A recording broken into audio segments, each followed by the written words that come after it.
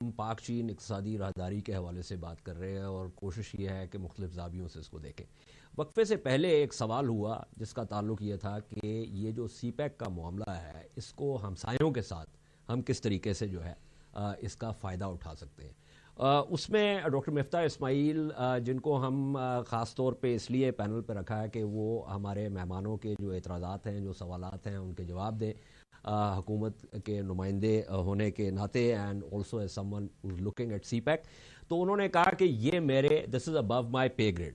اب چونکہ میں صحافی ہوں اور میرا کوئی پے گریڈ نہیں ہے, نتھنگ از ابو اور بلو مائی پے گریڈ, تو اور چونکہ یہ میرا ایریا بھی ہے تو میں اس میں یہ کہتا چلوں کہ ہمیں اس کو بہت اہمیت اس لیے دینی ہوگی کہ جو جیو پولیٹکس ہے وہ اب جیو اکنامکس اس کو ڈٹرمن کرتی ہے. اور چین کا یہ جو ون بیلٹ ون روڈ کا جو بہت بڑا ایک ایمبیشس منصوبہ ہے جس کا کل کے پروگرام میں ابتدائی میں ذکر ہوا, وہ جیو اکنامکس اور جیو اسٹریٹجی کا ایک امتزاج ہے اور یہ چین کی حکمت عملی کا ایک نقطہ ارتکاز ہے. اور ہمارے ہی ریاست نے جو کہ ایک اپنے آپ کو سیکیورٹی اسٹیٹ بنایا, اور ہم بچپن سے یہ سنتے آ رہے ہیں کہ ہماری ایک بہت ہی اسٹریٹجک لوکیشن ہے. مسئلہ یہ ہے کہ اسٹریٹجک لوکیشن کا اس وقت تک فائدہ نہیں ہو سکتا جب تک ہم آس پاس دیواریں کھڑی کر دیں گے تو پھر اپنے آپ کو بند کر لیں گے.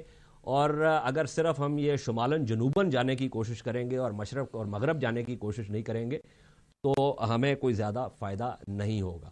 اور اس کے اندر میں سمجھتا ہوں کہ حکومت کے ساتھ ساتھ جو ہے وہ جو ہماری ملٹری عسکری جو قیادت ہے, کیونکہ عسکری قیادت کا ایک اثر و نفوذ جو ہے وہ فورن پالیسی پہ وہ بہت گہرا رہا ہے بدقسمتی سے, and the tail has been wagging the dog. تو یہ اس لیے ڈاکٹر مفتاح اسماعیل نے کہا کہ دس از ابو ہز پے گریڈ. لیکن چونکہ as I said I am a free man, تو میں اس لیے اپنے پروگرام کے توسط سے یہ بات ضرور کرنا چاہوں گا کہ ریکا 6 میں بھی اشرف غنی صاحب نے یہ بات بالکل واضح طور پہ کی تھی کہ they want access to the Indian market and vice versa. تو میں یہ سمجھتا ہوں کہ یہ چیز بھی ایک بہت اہم ہے اس حوالے سے. بہرحال یہ تو ایک طرح سے ایک میں سمجھتا ہوں کہ جملہ معترضہ تھا میری طرف سے, لیکن let me go back to what we were discussing. Khurram Hussain صاحب, اب تک کی جو گفتگو ہوئی is the last part of the programme. جو آپ کے جو اعتراضات ہیں یا جو ذہن میں جو وہ خدشات ہیں یا جو ایک ابہام بھی ہے, آپ سمجھتے ہیں کہ کسی حد تک جو ہے وہ چیزیں زیادہ واضح ہوئی ہیں یا ابھی بھی بہت سے سوالات باقی ہیں؟ نہیں, کوئی خاص واضح نہیں ہوئی انفارچونیٹلی اعجاز. دیکھیں اس کی کچھ وجہ ہیں. ایک تو یہ پاکستان ہے, یہاں پہ ایشورنس کی اتنی ویلیو نہیں ہوتی. ریالٹی کیا ہے وہ جب امپلیمنٹیشن سٹیج پہ آتے ہیں تبھی پتہ چلتا ہے. تو ابھی فی الحال تو ہمیں سی پیک کے حوالے سے ایک بہت اچھی سٹوری تو سنائی جا رہی ہے, اور دعا میری بھی یہ ہے کہ چیزیں ایسی ہی نکلیں, اسی شکل میں نکلیں جو شکل ہمیں گورنمنٹ بتا رہی ہے اور دکھا رہی ہے. البتہ اس میں کافی ڈینجرز ہیں, اس میں کافی رسکس ہیں, اور ان رسکس کو اگر پراپرلی مینیج کیا ہے یا نہیں کیا یہ ہمیں تبھی پتہ چلے گا جب اس کے آؤٹ فلوز شروع ہوئیں گے, جب اس کی انویسٹمنٹ جو ہے وہ کمرشل آپریشنز شروع کرے گی, اور ہماری اکانومی پہ اثرات جب آنے شروع ہوئیں گے ان ریالٹی تبھی پتہ چلے گا, اس سے پہلے نہیں. خرم صاحب, اس میں آپ نے اپنے مضمون میں ذکر کیا سری لنکا میں جو چائنیز انویسٹمنٹ کے حوالے سے جو احتجاج ہوا ہے اور بہت زیادہ شدید احتجاج ہوا ہے. اس کے علاوہ میں بھی کچھ تھوڑی سی تحقیق کر رہا تھا تو اس میں جو بات سامنے آئی وہ یہ ہے کہ چینیوں کی ایک پروپینسٹی ہے کہ وہ اپنا لیبر استعمال کرتے ہیں فورن پروجیکٹس میں, اور یہ اس قسم کی شکایات جو ہیں وہ افریقہ میں بہت زیادہ آئی ہیں, اور ایک ایسٹیمیٹ کے مطابق تقریباً جو ہے وہ 1 ملین کے قریب کچھ پروجیکٹس کے اوپر جو ہے وہ چینی لیبر جو ہے وہ وہاں پہ گیا ہے. تو آپ سمجھتے ہیں کہ اس حوالے سے بھی کچھ خدشات ہیں آپ کے ذہن میں؟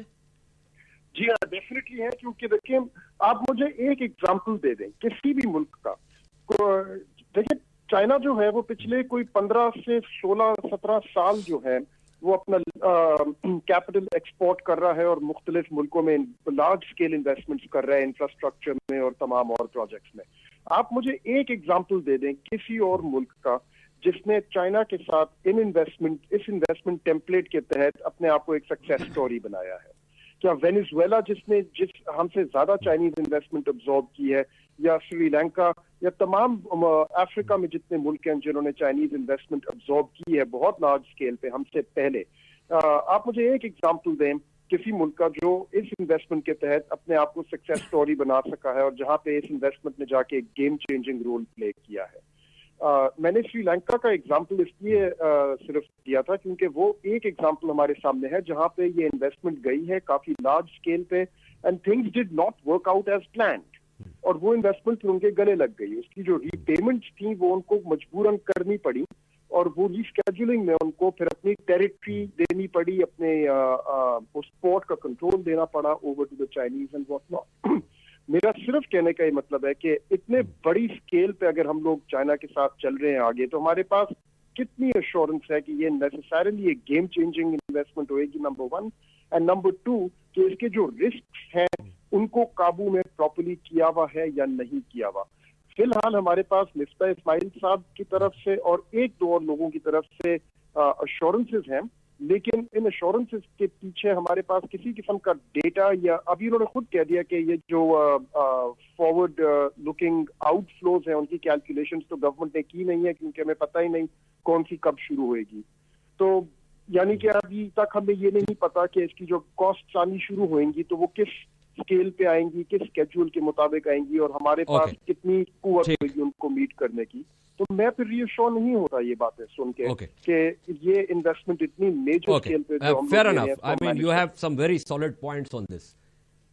ٹھیک، ڈاکٹر وقار، آپ ایشور ہو گئے ہیں یا آپ کے بھی خدشات اپنی جگہ پہ برقرار ہیں؟ میرا خیال ہے میں وہ آپ کی بات سے سٹارٹ کرتا ہوں جو آپ نے ابھی پروگرام پہ واپس آ کے کی، جو انویسٹمنٹ ڈپلومیسی کی بات کر رہے تھے، کہ وہ اس کا جواب پروبیبلی ہونا اس لیے بھی ضروری ہے بیکاز ایک طرف تو گورنمنٹ جو ہے وہ ECO سمٹ کرتی ہے، اور کیرک جو ہے Central Asia Economic Regional Cooperation project, اس کے تحت وہ سینٹرل ایشین کنٹریز کی طرف جاتی ہے. لیکن ہمیں یہ جان لینا چاہیے کہ آپ ECO کے ممبر ممالک کو یا کیرک کے ممبر ممالک کو تبھی پہنچ سکیں گے جب آپ کو ایران اور افغانستان گزرنے دیں گے، یا وائسی ورسا. تو اس لیے تھوڑا سا انویسٹمنٹ ڈپلومیسی کا جو فریم ورک ہے، خاص طور پہ سی پیک کس طریقے سے آپ کو کیرک کے ساتھ یا ECO ممبر کنٹریز کے ساتھ انٹیگریٹ کرنے میں ہیلپ کرے گا، اس کا خاکہ جو ہے وہ ہونا چاہیے. اور دوسری بات بہت ہی بریفلی کہ اجاز صاحب آپ ہی کو یاد ہوگا کہ آپ کے ایک پروگرام کے اوپر یہاں پہ سی پیک پہ ہم نے یہ کہا تھا کہ ایک اسٹریٹیجک کمیونیکیشن سیل جو ہے وہ بڑا امپورٹنٹ ہے سی پیک کے اوپر. ایک ویب سائٹ جو ہے صرف یہ کام نہیں کر سکتی. اس وقت سی پیک کے اوپر بہت سارے اس وقت لوگ جو ہیں گورنمنٹ آفیشلز جو ہیں وہ اسپوکس پرسن کا رول پلے کر رہے ہیں. پلاننگ منسٹری ہے، of course board of investment ہے، حکومتیں، صوبائی حکومتیں جو ہیں ان کے اپنے اپنے اسپوکس پرسن سی پیک کے. تو جس طرح خورم صاحب نے بھی کہا کہ کنفیوژن پھر بڑھ جاتا ہے اگر ایک اسٹریٹیجک کمیونیکیشن سیل نہ ہو.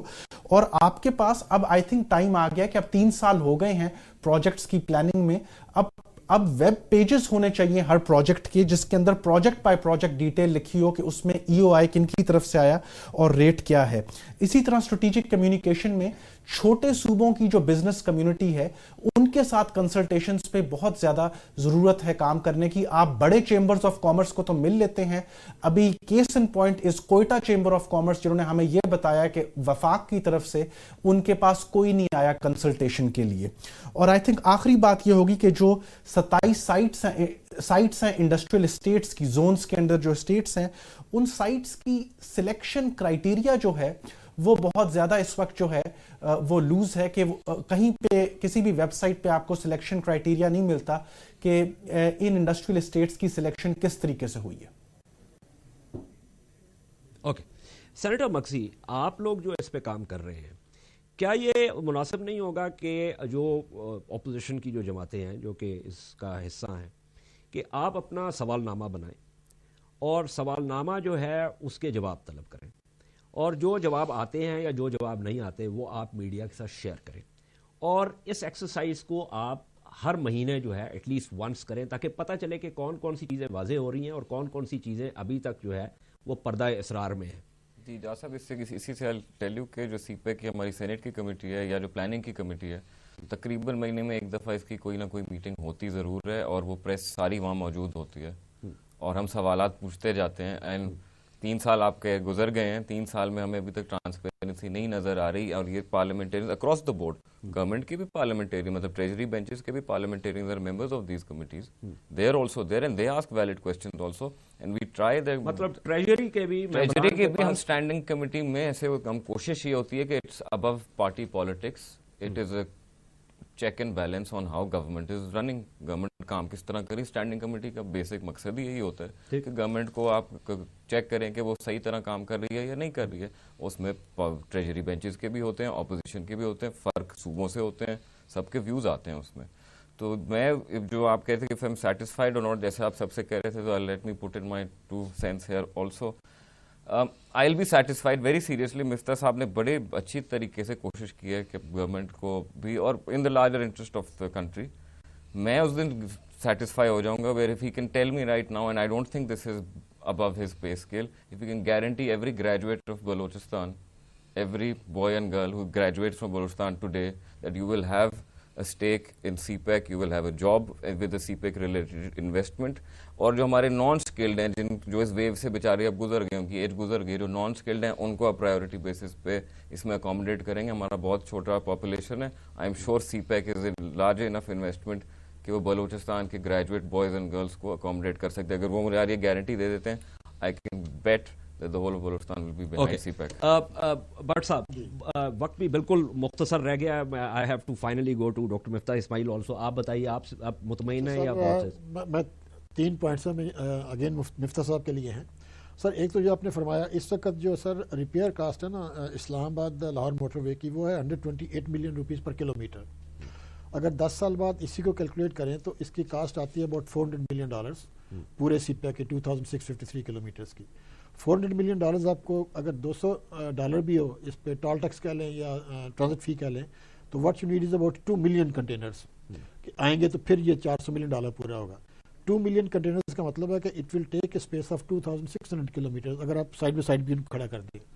تو میرا نہیں خیال کہ یہ پاسبل ہوگا, چونکہ اس کی ٹوٹل لمبائی صرف 2600 کلومیٹرز ہے.